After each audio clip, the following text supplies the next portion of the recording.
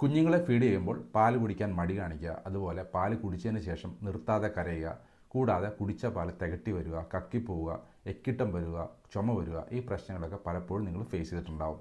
സാധാരണ കുഞ്ഞുങ്ങൾക്ക് ഒരു 8 ആഴ്ച അല്ലെങ്കിൽ 2 മാസമൊക്കെ ആകുമ്പോഴാണ് ഈ പ്രോബ്ലംസ് സ്റ്റാർട്ട് ചെയ്യാറുള്ളത്. കുഞ്ഞുങ്ങളുടെ ഇൻഫൻറ്റ് റിഫ്ലക്സ് മൂലമാണ് ഇതുണ്ടാകുന്നത്. ഇതിൻ്റെ പ്രധാന കാരണം കുഞ്ഞുങ്ങളുടെ സ്റ്റൊമക്കും ഈസോഫാഗസും തമ്മിൽ കണക്ട് ചെയ്യുന്ന ഈസോഫാഗൽ സ്ഫിൻക്റ്റർ പ്രോപ്പറായിട്ട് ഡെവലപ്പ് ആവാത്തതാണ്.